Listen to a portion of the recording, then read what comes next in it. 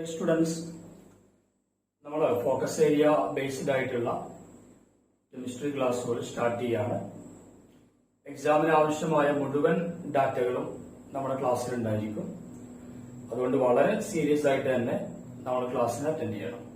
Okay, നമ്മൾ ഇന്ന് discuss ചെയ്യുന്നത് ഒന്നാമത്തെ chapter some basic concept of chemistry.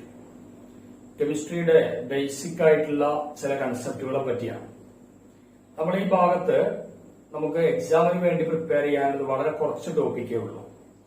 ഒന്ന് ലോ ഓഫ് ഡെഫിനിറ്റ് പ്രൊപ്പോർഷൻ, പിന്നെ ലോ ഓഫ് മൾട്ടിപ്പിൾ പ്രൊപ്പോർഷൻ, പിന്നെ അറ്റോമിക് മാസ് എന്താണ്, മോളിക്കുലാർ മാസ്, മോൾ കൺസെപ്റ്റ്, ലിമിറ്റിംഗ് റിയേജന്റ്. ഇങ്ങനെ വളരെ ചെറിയ പാർട്ട് മാത്രം, പക്ഷെ വളരെ ഇമ്പോർട്ടന്റ് ആണ്. അതുകൊണ്ട് പറയുന്ന മുഴുവൻ ഭാഗങ്ങളും എക്സാമിന് വേണ്ടി ആവശ്യമുള്ളതാണ്. അപ്പൊ നന്നായിട്ട് തന്നെ ക്ലാസ്സിൽ കോൺസെൻട്രേറ്റ് ചെയ്യാം. ഓക്കെ, സോ ഫസ്റ്റ് നമ്മൾ ഡിസ്കസ് ചെയ്യുന്നത് ലോ ഓഫ് ഡെഫിനിറ്റ് പ്രൊപ്പോർഷൻ. ഇതിനെ വേറെ ചില രൂപത്തിലും കൂടെ ചോദിക്കാം. ഡെഫിനിറ്റ് പ്രൊപ്പോർഷന് പകരം ഫിക്സഡ് പ്രൊപ്പോർഷൻ എന്ന് വരാം. ഫിക്സഡ് അല്ലെങ്കിൽ കോൺസ്റ്റന്റ് പ്രൊപ്പോർഷൻ എന്ന് വരാം. Law of definite proportion, fixed proportion or constant proportion. Chemical കോമ്പിനേഷന്റെ ലോയിൽ പെടുന്ന ഒന്നാണ് law of definite proportion. Okay, നമുക്ക് ചോദിക്കാൻ സാധ്യതയുള്ള ഒരു മാർക്കിന്റെ ക്വസ്റ്റ്യൻ ആണ് who proposed law of constant proportion. ആരാണ് ലോ ഓഫ് കോൺസ്റ്റന്റ് പ്രൊപ്പോർഷൻ അല്ലെങ്കിൽ ഡെഫിനിറ്റ് പ്രൊപ്പോർഷനെ ഫിക്സ് ചെയ്തിട്ടുള്ളത് അല്ലെങ്കിൽ പ്രപ്പോസ് ചെയ്തിട്ടുള്ളത്? ആരാ പ്രപ്പോസ് ചെയ്ത സയന്റിസ്റ്റിന്റെ പേര്? Joseph Proust. ആ സയന്റിസ്റ്റിന്റെ പേരാണ് ജോസഫ് പ്രൗസ്റ്റ്. അപ്പൊ law of definite proportion was proposed by Joseph Proust. Okay, ഇനി എന്താണ് ഈ ലോ ഓഫ് ഡെഫിനിറ്റ് പ്രൊപ്പോർഷൻ എന്ന് നോക്കാം.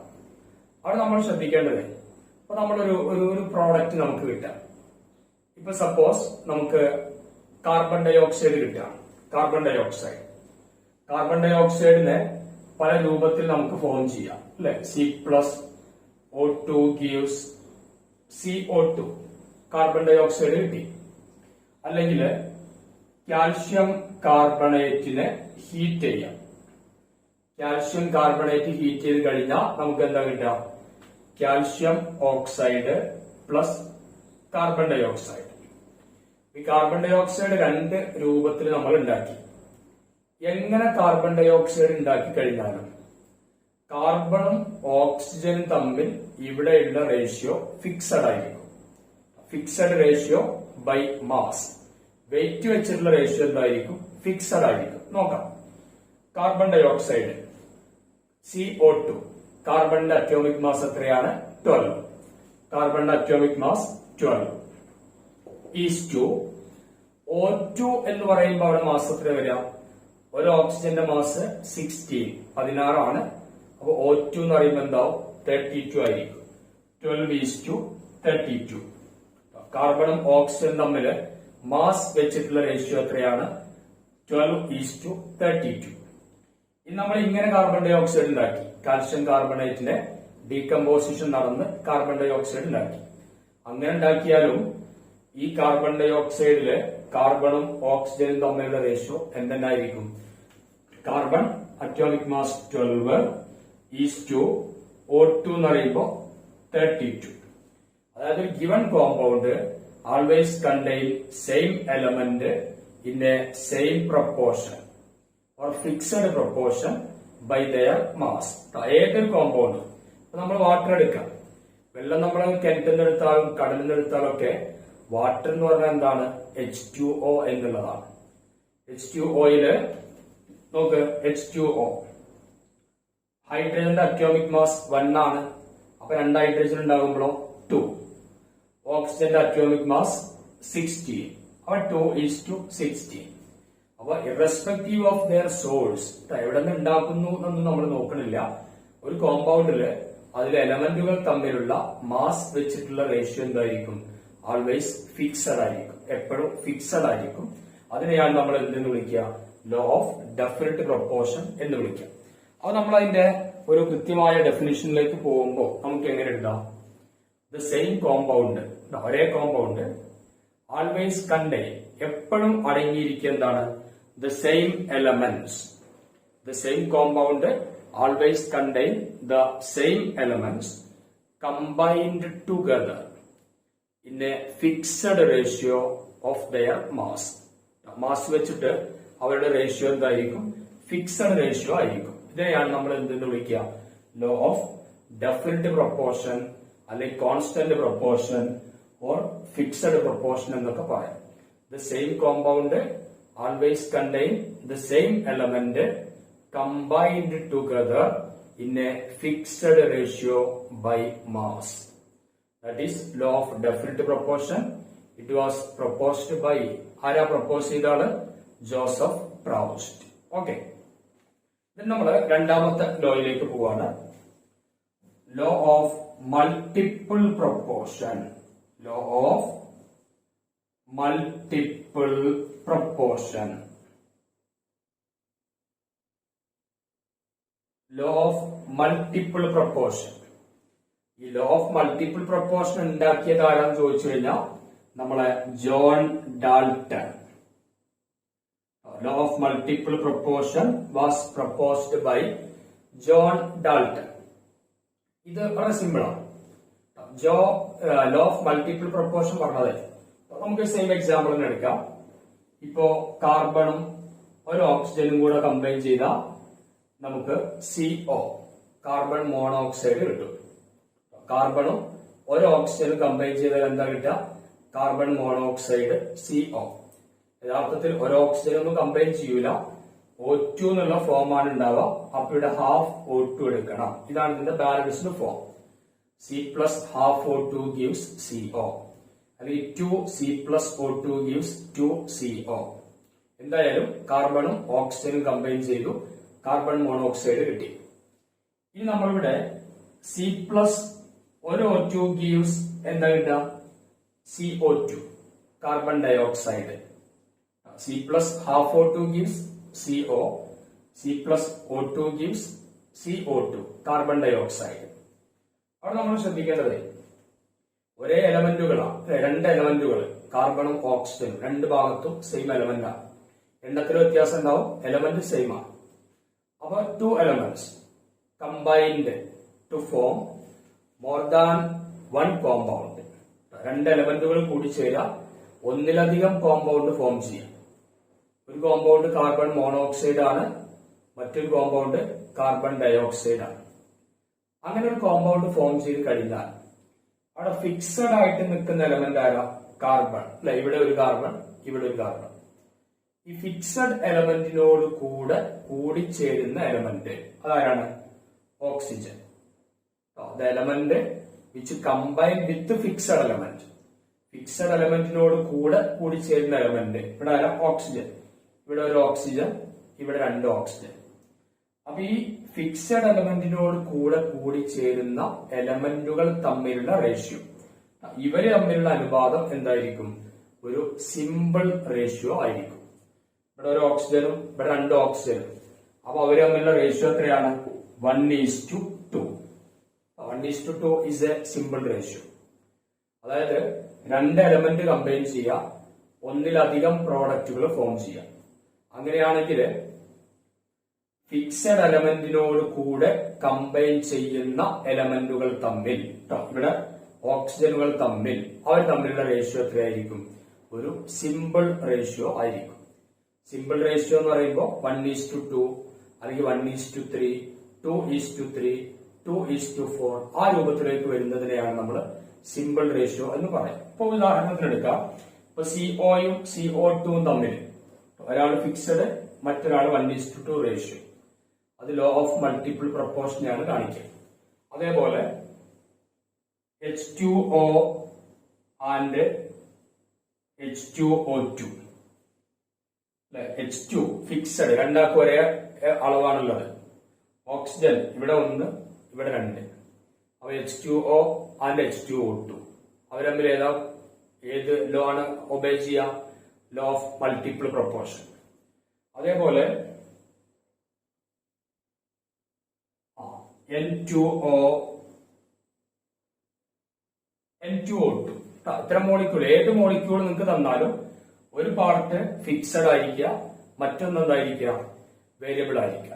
ആ വ്യത്യാസം വരുന്ന ആളുകൾ തമ്മിൽ എന്തായിരിക്കണം, സിമ്പിൾ റേഷ്യോയിലായിരിക്കണം. അങ്ങനെ വരുമ്പോ ഇപ്പൊ C2H4ഉം C2H6ഉം, അവിടെ C2 ഫിക്സഡ് ആണ്, ഒരിടത്ത് H4 മറ്റൊരിടത്ത് H6 അല്ലെ. അപ്പൊ അവിടെ 4:6 അല്ലെങ്കിൽ 2:3 എന്നുള്ള റേഷ്യോ വരും. അപ്പോ when two elements combine to form more than one product or one compound, then the element combined with the fixed element will be in a simple ratio. It is called the law of multiple proportion. Okay. Our next topic is atomic and molecular mass.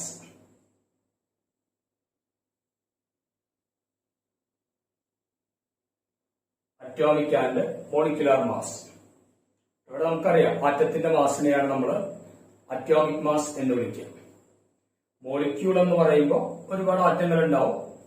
അപ്പൊ അതിലെ എല്ലാ ആറ്റത്തിന്റെയും മാസുകൾ കൂട്ടിയാൽ കിട്ടുന്ന ആ തുകയാണെന്ത്, molecular mass. ഇവിടെ നമുക്ക് atomic mass എന്നുള്ളതിന് അവർ സാധാരണ ഒരു മാർക്കിന്റെ ചോദ്യം ഉണ്ടാവും. എന്താണ് 1 AMU? AMU means atomic mass unit എന്നാൽ എന്ത്? ഓക്കെ, ശ്രദ്ധിച്ചോ. 1 AMU എന്താണ് സാധാരണ ചോദിക്കുക. What is 1 AMU? Atomic mass unit. Atomic mass unit എന്ന് പറയുമ്പോ 1/12 mass of carbon 12 atom. 1 AMU എന്ന് പറഞ്ഞാല് 1/12 മാസ് ഓഫ് കാർബൺ 12 ആറ്റം.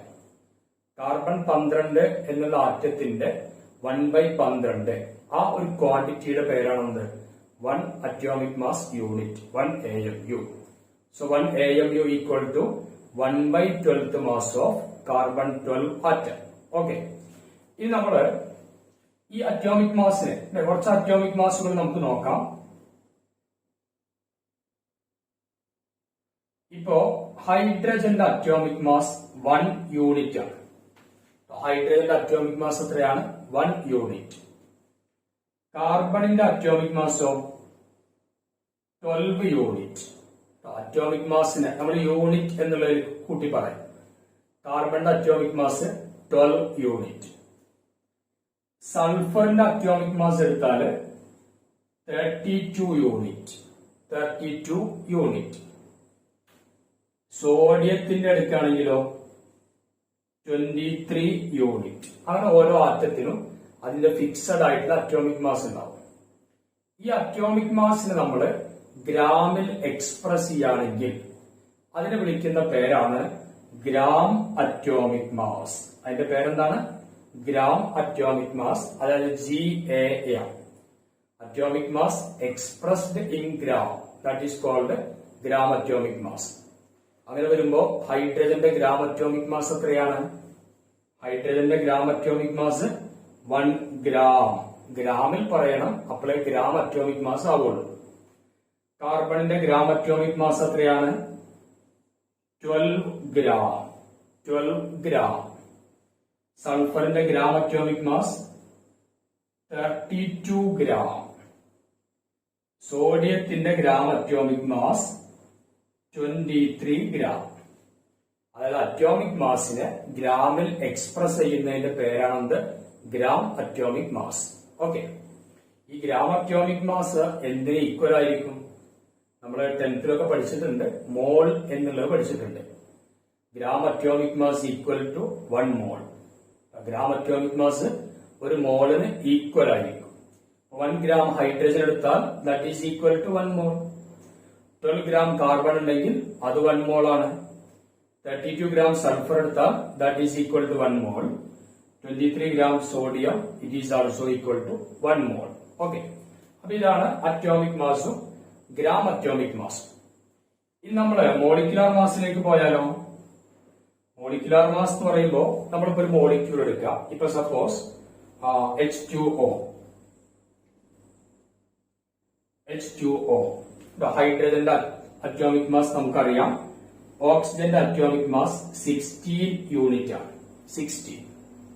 അപ്പൊ H2Oയുടെ മോളിക്കുലാർ മാസ് എന്താ വരിക? നമ്മൾ കാണാൻ പഠിച്ചിട്ടുള്ളതാണ്. ആദ്യം നമ്മൾ ഇതിലത്തെ ഓരോ എലമെന്റിന്റെയും അറ്റോമിക് മാസ് എടുക്കും അല്ലെ. ഹൈഡ്രജന്റെ അറ്റോമിക് മാസ് എത്രയാണ്? 1. അപ്പൊ 1 into number of hydrogen 2 plus ഓക്സിജന്റെ അറ്റോമിക് മാസ് 16. അപ്പൊ 2 പ്ലസ് 16 ഈസ് ഈക്വൽ ടു എന്താവും? 18 എന്ന് കിട്ടും. 18 unit. So molecular mass of water is 18. എങ്ങനെ കിട്ടിയെന്ന് മനസ്സിലായല്ലോ? അതിലെ എല്ലാ അറ്റോമിക് മാസുകളുടെയും സമ്മ് തുക കാണുക. അതിനെയാണ് നമ്മൾ എന്തെന്ന് വിളിക്കുക? Molecular mass. അപ്പോ കാർബൺ ഡയോക്സൈഡിന്റെ മോളിക്കുലാർ മാസോ? കാർബൺ ഡയോക്സൈഡ് CO2 നോക്ക്. കാർബണിന്റെ അറ്റോമിക് മാസ് 12 പ്ലസ് ഓക്സിജന്റെ അറ്റോമിക് മാസ് 16. 2 ഓക്സിജൻ ഇല്ലേ? അവ 16 into 2. That is equal to 12 plus 32 which is equal to 44. അത്രയും യൂണിറ്റ്. അപ്പൊ കാർബൺ ഡൈ ഓക്സൈഡിന്റെ മോളിക്കുലാർ മാസ് എത്രയാണ്? 44 യൂണിറ്റ്. അപ്പൊ അങ്ങനെയാണെങ്കിൽ GMM എന്തായിരിക്കും? Gram molecular mass. ഈ മോളിക്കുലാർ മാസിന് നമ്മൾ എന്തിൽ പറയാം? ഗ്രാമിൽ പറയാം. Molecular mass expressed in gram. That is called gram molecular mass. Molecular മാസിനെ ഗ്രാമിൽ പറയുന്നതിന്റെ പേരാണ് ഗ്രാം മോളിക്കുലാർ മാസ്. അപ്പൊ പറഞ്ഞോ, GMM ഓഫ് വാട്ടർ എത്ര വരിക? GMM of water is equal to 18 gram. GMM of water is equal to 18 gram. GMM of carbon dioxide is equal to 44 gram. 44 gram. 10ാം ക്ലാസ്സിലേക്ക് പോയിക്കോ. എന്ത് മനസ്സിലാക്കിയിട്ടുണ്ട്? Gram molecular mass equal to 1 mole. അപ്പൊ 18 gram water എടുത്താൽ അത് എത്രയാണ്? 1 mole ആണ്. 44 ഗ്രാം കാർബൺ ഡയോക്സൈഡ് എടുത്താൽ എത്രയാണ്? 1 മോൾ ആണ്. 98 ഗ്രാം സൾഫ്യൂരിക് ആസിഡ് എടുക്കാം. H2SO4 മോളിക്കുലാർ മാസ് കാണാം. 98 കിട്ടും. അപ്പൊ 98 ഗ്രാം സൾഫ്യൂരിക് ആസിഡ് എടുത്താൽ അത് എത്രയാണ്? 1 മോൾ ആണ്. അപ്പൊ മോൾ കൺസെപ്റ്റിന് 2 കാര്യങ്ങൾ പഠിച്ചു. Gram atomic mass equal to 1 mole. Gram molecular mass equal to 1 mole. Okay. ഈ 1 മോൾ സബ്സ്റ്റൻസിന്റെ വോളിയം നമ്മൾ കാണാൻ വിചാരിക്കാം. 1 മോൾ സബ്സ്റ്റൻസിന്റെ വോളിയം അതിന് പറയുന്ന പേരെന്താ? Molar volume. 1 മോൾ സബ്സ്റ്റൻസിന്റെ മാസ് അതിന്റെ പേരെന്താ? Molar mass. 1 മോൾ സബ്സ്റ്റൻസിന്റെ മാസ് ആണെന്ത്? Molar mass.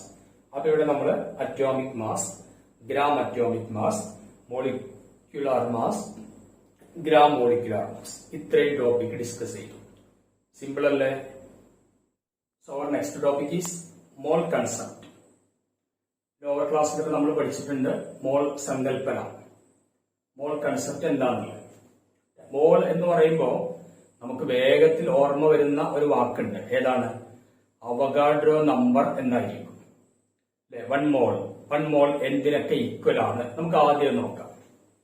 1 മോൾ എന്നുള്ളത് ഏതൊക്കെ നമ്പറിന് ഈക്വൽ ആണ്? 1 mole is equal to Avogadro number. 1 mole is equal to Avogadro number. അതിനെ ഡിനോട്ട് ചെയ്യുക N എന്നുള്ളതാണ്. ഈ അവഗാഡ്രോ നമ്പറിന്റെ എണ്ണം എത്രയാണ്? എക്സാമിൽ ചോദിക്കും. അവഗാഡ്രോ നമ്പർ എത്രയാണ്? അവഗാഡ്രോ നമ്പർ എന്നുള്ളത് 6.022 ഇൻറ്റു 10⁻23. 10⁻23 ആണ്, -23 അല്ല. അപ്പൊ അവഗാഡ്രോ നമ്പർ എത്രയാണ്? 6.022 ഇൻറ്റു 10⁻23. അതിനെ പറയുന്ന പേരെന്താണ്? Avogadro number. അവഗാഡ്രോ നമ്പർ എന്തിനു തുല്യമാണ്? 1 മോൾ. അതായത് 1 മോൾ ഏത് വസ്തു എടുത്താലും അതിന്റെ എണ്ണം എത്രയായിരിക്കും? അവഗാഡ്രോ നമ്പർ ആയിരിക്കും.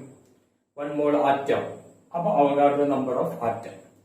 1 mole molecule, Avogadro number of molecule. 1 mole particle, Avogadro number of particle. അപ്പൊ അവഗാഡ്രോ നമ്പറിന് തുല്യമായിട്ടാണ് എന്തുണ്ടാവുക 1 മോൾ ഉണ്ടായിരിക്കുക. പിന്നെ 1 മോൾ ആർക്കാണ് ഈക്വൽ ആവാം? ഗ്രാം അറ്റോമിക് മാസ് അല്ലെ, 1 GAM ഗ്രാം അറ്റോമിക് മാസ്. പിന്നെ 1 മോൾ ആർക്ക് ഈക്വൽ ആവും? Gram molecular mass. Gram molecular mass 1 മോളിന് ഈക്വൽ ആണ്. പിന്നെ 1 മോൾ ഈക്വൽ ആവാം നമ്മൾ വോളിയത്തിന്റെ കേസിൽ എടുക്കുകയാണെങ്കിൽ, വ്യാപ്തം എടുക്കുകയാണെങ്കിൽ നമുക്കറിയാം 22.4 ലിറ്റർ വോളിയം ഉണ്ടെങ്കിൽ, ഏതെങ്കിലും ഗ്യാസ് സബ്സ്റ്റൻസോ ലിക്വിഡിനൊക്കെ നമുക്ക് എന്ത് ചെയ്യാം, വോളിയം എന്നുള്ള യൂണിറ്റ് പറയാം. അപ്പൊ 22.4 ലിറ്റർ ഏത് ഗ്യാസ് എടുത്താലും അതെന്തായിരിക്കും? 1 മോൾ ആയിരിക്കും. അപ്പൊ 1 mole is equal to Avogadro number. Its value 6.022 into 10⁻23. പിന്നെ 1 മോൾ എന്തിന് ഈക്വൽ ആണ്? ഗ്രാം അറ്റോമിക് മാസ് അല്ലെങ്കിൽ ഗ്രാം മോളിക്കുലാർ മാസ്. പിന്നെ 1 mole is equal to 22.4 litre. Okay, അപ്പൊ ഇതൊക്കെയാണ് 1 മോളിന് ഈക്വൽ ആയിട്ടുള്ളത്. ഇനി നമ്മള് ഈ മോൾ എങ്ങനെയാണ് കാണുക? മോൾ കാണാൻ ഇക്വേഷൻ എന്താ? നമ്പർ ഓഫ് മോൾസ് ഈക്വൽ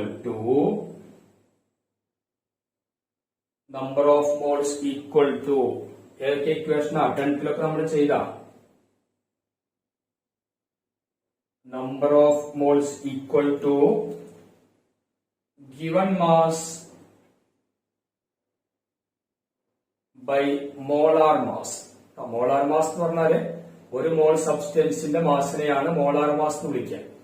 ആ മോളാർ മാസ് എന്ന് പറഞ്ഞാൽ എന്താവാം?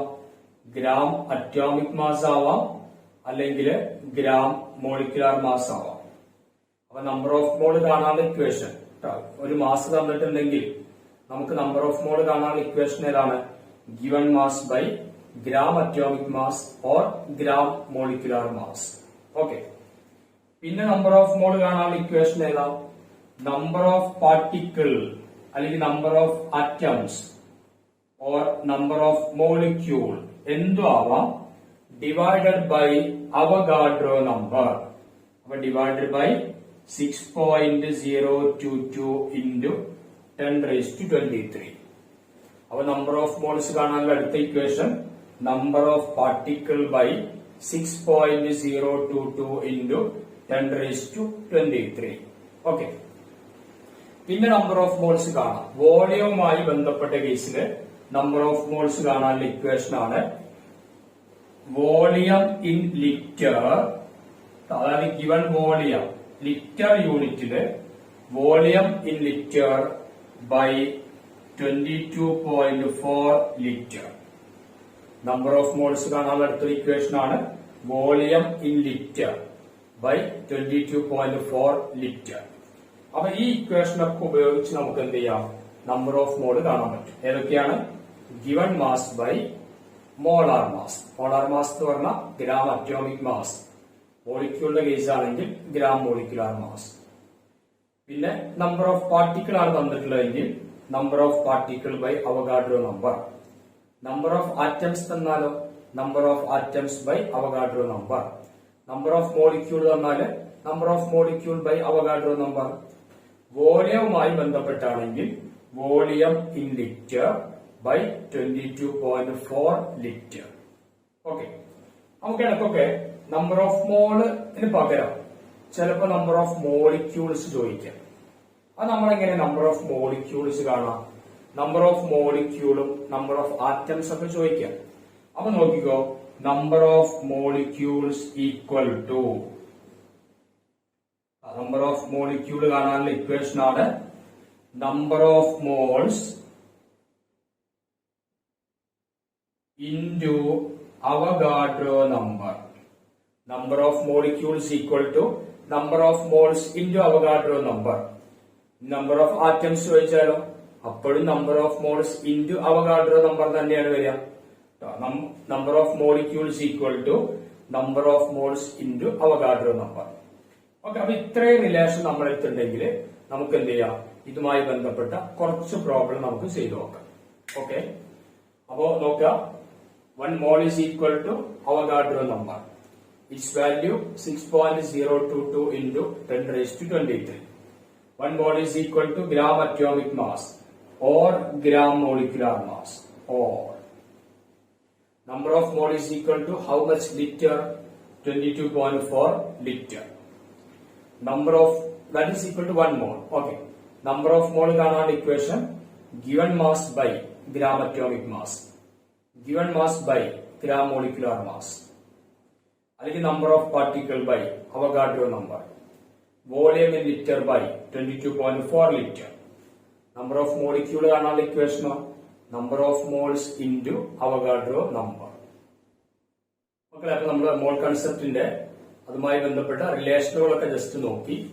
ഇനി എക്സാമിന് എങ്ങനെയൊക്കെയാണ് ഇവിടെ നിന്ന് ചോദ്യങ്ങൾ ചോദിക്കുക എന്ന് നമുക്ക് നോക്കാം. ഓക്കെ, ഒരിക്കൽ എക്സാമിന് ചോദിച്ചിട്ടുള്ള ഒരു ചോദ്യമാണ് 64 gram O2 number of moles കാണുക. Number of moles of O2 in 64 gram O2. Find the number of moles of O2 in 64 gram O2. നമ്മൾ എങ്ങനെ കാണാം? നമുക്കിവിടെ ഒരു ഗിവൺ വെയിറ്റ് തന്നിട്ടുണ്ട് അല്ലെ, ഗിവൺ മാസ് തന്നിട്ടുണ്ട്. പിന്നെ O2വിന്റെ മാസ് എത്രയും നമുക്ക് അറിയും ചെയ്യും. അപ്പൊ നമ്മൾ നമ്പർ ഓഫ് മോൾസ് എങ്ങനെ കാണും? Number of moles equal to given mass എത്രയാണ്? 64 gram divided by O2. Molecule അല്ലേ, ഓക്സിജൻ മോളിക്യൂൾ ആണ് O2. അപ്പൊ ഈ O2വിന്റെ GMM ഗ്രാം മോളിക്യുലർ മാസ് എത്രയാ? ഒരു ഓക്സിജൻ 16 ആണ്. അപ്പൊ 2 ഓക്സിജൻ ആകുമ്പോൾ 32. അപ്പൊ 64 ഗ്രാം ബൈ 32 ഗ്രാം എത്രയായി? 2 മോൾസ്. 2 മോൾ. ഓക്കെ, അപ്പൊ നമ്പർ ഓഫ് മോൾ കാണാൻ പഠിച്ചല്ലോ, given mass by molar mass. പിന്നെ നമുക്ക് ഒരിക്കൽ പരീക്ഷയ്ക്ക് ചോദിച്ചിട്ടുള്ളതാണ് find the number of molecule, മോളല്ല, find the number of molecules in 1 gram N2. രണ്ടാമത്തെ question 44 gram CO2. Find the number of molecules in 1 gram N2. അതേപോലെ 44 gram CO2. Number of molecule കാണാനുള്ള equation നമ്മൾ പറഞ്ഞു. എന്താണ്? Number of moles into Avogadro number. Number of moles into Avogadro number. Number of mole എങ്ങനെ കാണാം? Given mass 1 by molar mass. N2വിന്റെ molar mass, ഒരു nitrogen 14. അപ്പൊ N2 എന്ന് പറയുമ്പോൾ എത്രയാണ്? 28. അപ്പൊ 1/28 into Avogadro number 6.022 into 10 raised to 23. Calculator ഉപയോഗിച്ചിട്ട് ഇത് കാണാണെങ്കിൽ കാണാം, ഇല്ലെങ്കിൽ അതേപോലെ തന്നെ വെച്ചാലും നിങ്ങൾക്ക് മാർക്ക് കിട്ടും. ആ നമ്പർ ഓഫ് മോളിക്യൂൾ എങ്ങനെ കാണാം? Number of moles into Avogadro number. Number of mole എങ്ങനെ കണ്ടു? Given mass by molar mass. അപ്പൊ ഇനി പറയും ബിയുടെ കേസിൽ 44 gram CO2 number of molecule കാണാം. എന്ത് ചെയ്യും? ആദ്യം നമ്പർ ഓഫ് മോൾസ് കാണാം ഇൻറ്റു അവഗാഡ്രോ നമ്പർ അല്ലെ. ഇവിടെ എങ്ങനെ നമ്പർ ഓഫ് മോൾ കാണാം?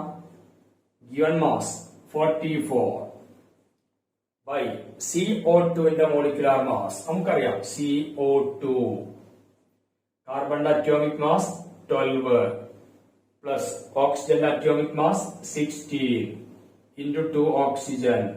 അപ്പൊ 12 പ്ലസ് 32 ഈക്വൽ ടു 44. അപ്പൊ molecular mass of carbon dioxide എത്രയാണ്? 44 into Avogadro number 6.022 into 10 raised to 23. 44/44 1. അപ്പൊ എത്രയാണ്? 1 മോളാണ്. 1 മോൾ ആയതുകൊണ്ട് എത്ര മോളിക്യൂൾ ഉണ്ടാവും? 1 into Avogadro number 6.022 into 10 raised to 23. Okay, ഇനി നമുക്ക് അടുത്ത ക്വസ്റ്റ്യനിലേക്ക് പോവാം. ഓക്കെ, അടുത്ത question find the number of atoms of find the number of atoms of oxygen Find the number of atoms of oxygen അല്ലെങ്കിൽ oxygen atom in 5 mole glucose. 5 mole glucose. ഗ്ലൂക്കോസിന്റെ chemical formula C6H12O6. അപ്പൊ 5 മോൾ glucose എടുത്താൽ എത്ര oxygen atom ഉണ്ടായിരിക്കും? 5 മോൾ ഗ്ലൂക്കോസിൽ എത്ര oxygen atom ഉണ്ടായിരിക്കും? എങ്ങനെ നമ്മൾ ചെയ്യാം? ഗ്ലൂക്കോസ് എന്ന് പറഞ്ഞാൽ എന്താണ്? C6H12O6. ഇത് 1 മോൾ ഗ്ലൂക്കോസ് ആണ്. ഇതില് 6 മോൾ ഓക്സിജൻ ഉണ്ട്. 6 മോൾ ഓക്സിജൻ എന്ന് പറഞ്ഞാൽ എത്ര ഓക്സിജൻ ആറ്റങ്ങളാ? 6 into Avogadro number. 6 into Avogadro number. Okay.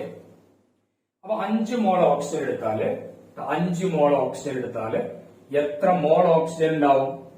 5 into 6 30 mole oxygen. 30 mole oxygen എന്ന് പറഞ്ഞാൽ എത്ര ഓക്സിജൻ ആറ്റമാണ്? 30 into അവഗാഡ്രോ നമ്പർ 6.022 into 10⁻23. അതായത് 1 മോൾ ഗ്ലൂക്കോസിൽ തന്നെ 5 മോൾ ഓക്സിജൻ ഉണ്ട്. അപ്പൊ അതിൽ എത്ര ഓക്സിജൻ ആറ്റം ഉണ്ട്? 5 into അവഗാഡ്രോ നമ്പർ. അപ്പൊ ഇവിടെ നോക്ക്, 5 മോൾ ഓക്സിജൻ ഉണ്ട്. 5 മോൾ ഗ്ലൂക്കോസ് എടുക്കാം. അപ്പൊ 5 into 6 30 മോൾ ഓക്സിജൻ പ്രസന്റ് ആണ്. അപ്പൊ എത്ര ഓക്സിജൻ ആറ്റമാണ്? 30 into അവഗാഡ്രോ നമ്പർ. ഓക്കെ. ഇതേപോലത്തെ അടുത്തൊരു ക്വസ്റ്റ്യൻ നോക്കാം. 1 മോൾ CH4ൽ എത്ര ഹൈഡ്രജൻ ആറ്റം ഉണ്ട്? 1 മോൾ CH4ൽ എത്ര ഹൈഡ്രജൻ ആറ്റം ഉണ്ടാവും? 1 മോൾ CH4ൽ 4 mole hydrogen. 1 mole CH4 contain 4 mole hydrogen. 4 mole hydrogen എന്ന് പറഞ്ഞാൽ എത്ര ഹൈഡ്രജൻ ആറ്റമാണ്? 4 into Avogadro number. 4 into Avogadro number. 4 into Avogadro number. Okay. അപ്പൊ ഇത്രയും ഹൈഡ്രജൻ ആറ്റം ഉണ്ട്. അപ്പൊ നമ്മൾ ശ്രദ്ധിക്കേണ്ടത്, മോള് കാണണമെങ്കിൽ നമുക്ക് നേരത്തെ പറഞ്ഞ ഇക്വേഷനുകളൊക്കെ ഉപയോഗിക്കാം. മോളിക്യൂള് കാണാം അല്ലെങ്കിൽ ആറ്റംസ് ഒക്കെ കാണണമെങ്കിൽ number of moles into Avogadro number എന്നുള്ള കേസിലേക്ക് എടുക്കാം. ചെറിയൊരു ചോദ്യം ചോദിക്കാം. എക്സാമിന് എനിക്ക് ചോദിച്ചു 1 gram H2വിലാണോ 1 gram N2വിലാണോ നമ്പർ ഓഫ് മോളിക്യൂൾസ് ഹയസ്റ്റ് ആയിരിക്കാം? കൂടുതൽ നമ്പർ ഓഫ് മോളിക്യൂൾസ് ഏതിലായിരിക്കും? 1 gram H2 ആണോ 1 gram N2 ആണോ? നോക്കാം. ഇതിലെ നമ്പർ ഓഫ് മോളിക്യൂൾസ് നമ്മൾ എങ്ങനെ കാണാം? Given mass by molar mass. H2ന്റെ മോളാർ മാസ് എത്രയാണ്? 2. 2 ഹൈഡ്രജൻ ഉണ്ട്, അപ്പൊ 2 into Avogadro number 6.022 into 10⁻23. 1 gram N2ന്റെ കേസില് നമ്പർ ഓഫ് മോളിക്യൂൾസ് നമുക്ക് കാണാം.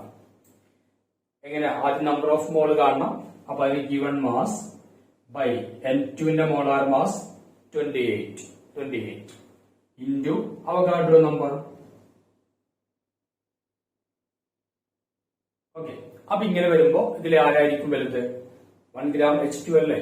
അതിലല്ലേ നമ്പർ ഓഫ് മോളിക്യൂൾ കൂടാ. അപ്പൊ ശ്രദ്ധിക്കുക, നമ്പർ ഓഫ് മോളിക്യൂൾ കാണാനുള്ള ഇക്വേഷൻ എന്താണ്?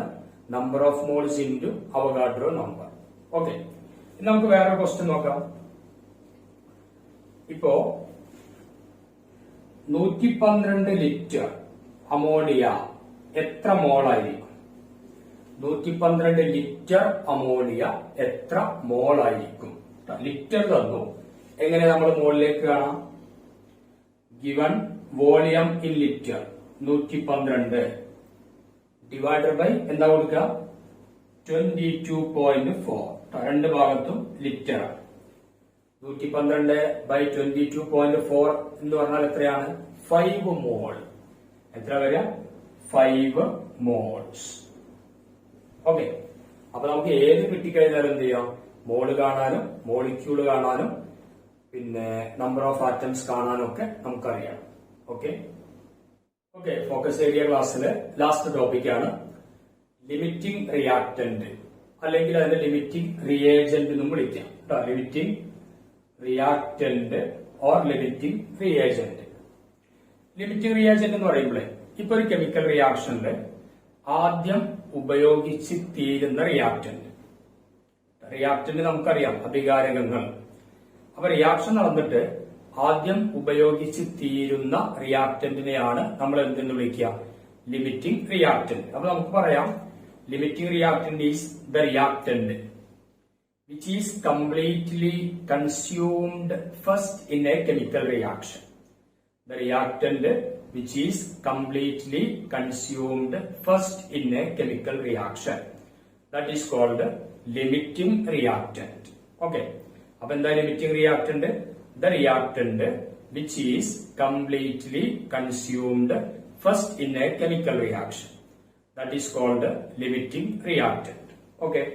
ഇനി നമുക്ക് ഒരു ക്വസ്റ്റ്യൻ വെച്ചിട്ട് എങ്ങനെയാണ് ലിമിറ്റിംഗ് റിയാക്ടന്റിനെ കണ്ടെത്തുക എന്ന് നോക്കാം. നമുക്ക് തന്നിട്ടുള്ള ഒരു question,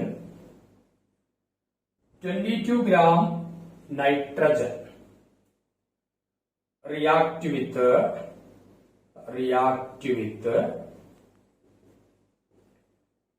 12 gram hydrogen to form NH3, അതായത് അമോണിയ. നൈട്രജനും ഹൈഡ്രജനും കൂടി ചേർന്ന് അമോണിയ ഉണ്ടാവുക. അതിന്റെ ഇക്വേഷനും അവർ തന്നിട്ടുണ്ട്. As per the